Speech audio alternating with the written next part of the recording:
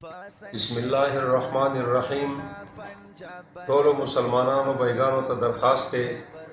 چې زموږ د جماعت اشاعت و توحید و سنت د صوبه سند په سطح باندې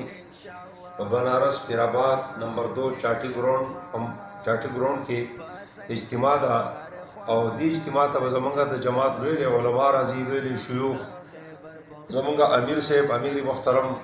شیخ القرآن حضرت مولانا محمد طیب طاهری صاحب، او دارنګي زمونږ یو لوی خطیب شیخ القرآن حضرت مولانا احمد جمشید صاحب، او بل زمونږ یو لوی شیخ مناظر اسلام هم دی او شیخ القرآن هم دی او ډېر لوی عالم دی حضرت مولانا خضر حیات صاحب، او دارنګي چې کوم دا یو بهترین مقرر او خطیب حضرت مولانا شکیل الرحمن صاحب، نور پکې د ډېر شي علما دي او دا به دې کې چې کوم ان شاء الله بیانونه کوي، قرآن حدیث په بیانوي. دې سره به زموږ ستاسو اصلاح کېږي، د اعمالو او د عقایدو، او دارنګې په دې کې بعضې خلک اعتراضونه کوي، دا څه ګډې وډې خبرې وایي چې دا دي نو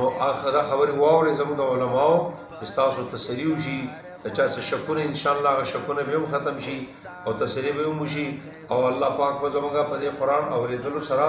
د حدیثو په اورېدلو سره دنیا او آخرت ښایسته کړي انشاءالله.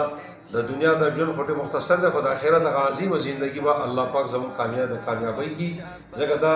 د اعمالو او د عقایدو اصلاح کېږي په قرآن او په حدیثو سره. او د الله احسان دی زموږ د جماعت کار دا دی چې هغه قرآن او حدیث بیانوي، په دې سره د خلکو چې کوم دا د اعمالو او د عقایدو اصلاح کوي. نو دا زما درخواست دی ټولو مسلمانانو ملګرو ته،